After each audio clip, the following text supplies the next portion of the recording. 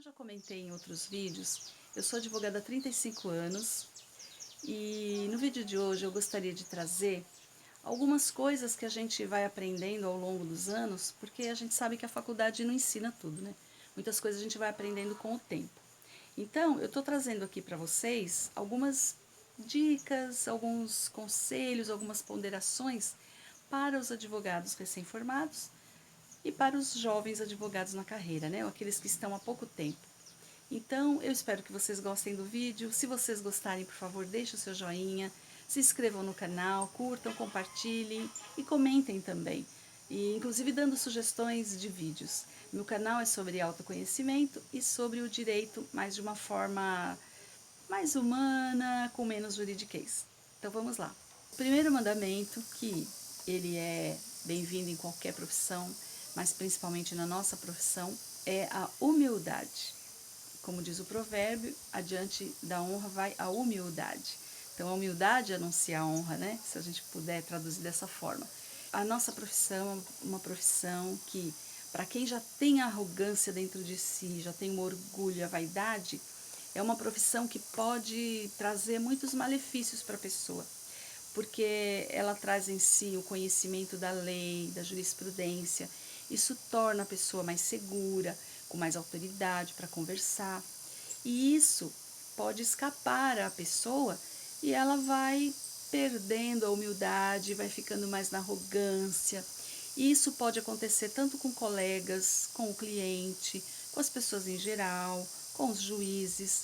Então, esse é o primeiro mandamento, a humildade. O outro mandamento é: ouça o cliente.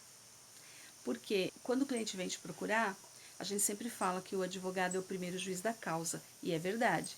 É ele que vai avaliar se aquela causa é digna de ir para os tribunais ou não. Se o cliente tem aquela razão que ele acha que tem ou não. Ou se a causa ela realmente é uma causa viável, não é uma aventura jurídica ou não.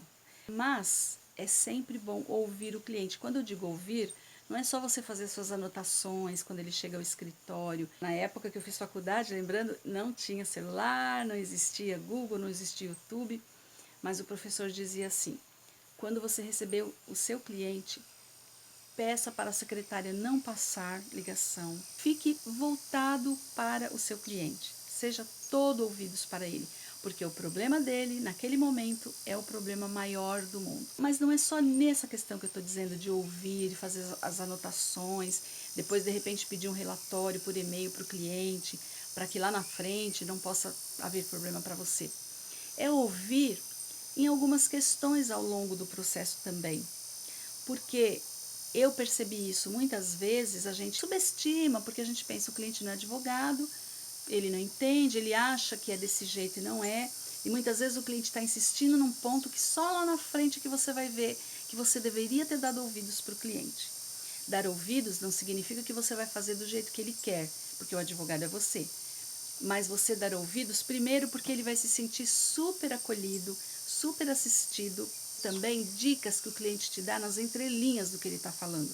Então, às vezes ele está contando um caso para você e você consegue pegar o que ele está dizendo. Por exemplo, para uma réplica, é muito importante. Muitas vezes é uma questão de honra para o cliente. O cliente, a gente tem que pensar assim, olha, o cliente ele não está falando para o juiz, ele está falando para a parte contrária. Quando ele está falando para você o que ele espera de você colocar na petição, aquilo que você vai colocar para o cliente, ele está falando para a parte contrária, que é o opositor dele. Ele não pensa que você está dizendo que você está se dirigindo ao juiz. Ele sabe disso também, mas para ele é uma questão de honra. Tanto é que quando você diz para o cliente que na contestação o réu disse isso ou aquilo, ou mesmo na inicial, se você é pelo réu, o seu cliente ele já se coloca contra aquela pessoa. Não, ele não está preocupado em você vender bem o seu peixe para o juiz. Claro que a gente tem que avaliar, cada caso é um caso, mas cada cliente é um cliente. Nós não estamos cuidando só das causas, nós temos à nossa frente um ser humano com desejos, com paixões. Muitas vezes essas paixões têm que ser amenizadas, tudo bem, mas lembre-se, ouça o seu cliente. Você precisa se lembrar que a parte contrária não é seu opositor. A parte contrária é o opositor do seu cliente. Parece óbvio, mas a gente vê muito nos tribunais advogados movidos pelas paixões e às vezes até naquele desejo, naquele afã de fazer um bom trabalho, de ser combativo, ele não combate de uma forma fria e necessária. A combatividade dele é totalmente voltada para a parte contrária. A gente tem que lembrar que o nosso colega, o advogado do opositor, ele está apenas tentando fazer o melhor trabalho. Muitas vezes ele não tem muito a que se agarrar, ele vai pelo caminho do engano, a gente às vezes até meio que fica pensando, né, que absurdo e tal, mas a gente tem que tentar compreender e pensar que ele está apenas tentando fazer o seu melhor. Se ele estiver saindo da ética, que seja ele a sair da ética, mas você continue com a ética e com a lealdade processual. Lembre-se de tratar com o máximo respeito as pessoas que colaboram nesse trabalho jurídico, que são seus colegas de trabalho, seus funcionários, o juiz, o promotor, os serventuários da justiça, o faxineiro do fórum.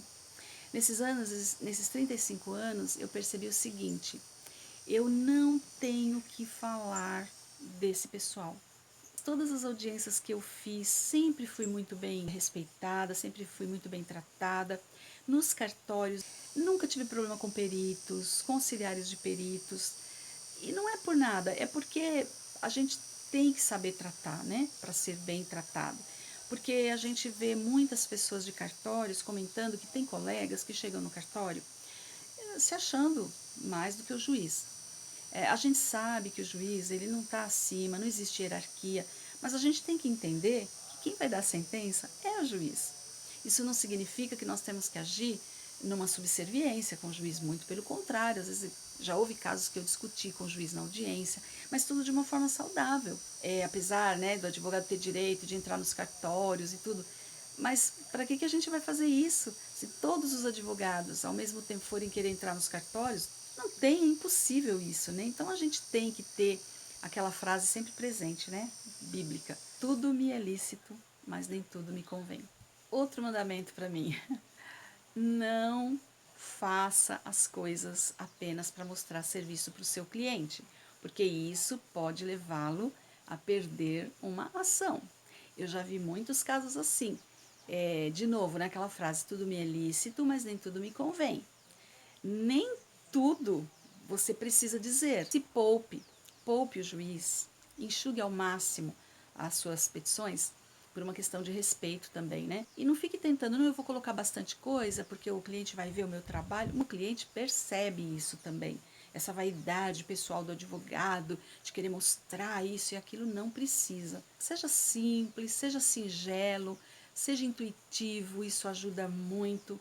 Mas procure não ficar tentando mostrar serviço de uma forma que você acaba prejudicando o cliente. Porque tem colega que pode dizer assim, não importa, pelo menos o cliente viu o que eu fiz. Mas para que você fez isso se você acabou prejudicando o cliente? Nem tudo que a gente aprende na faculdade, no dia a dia, a gente vê realizar. Então, esse feeling também a gente vai pegando com o tempo.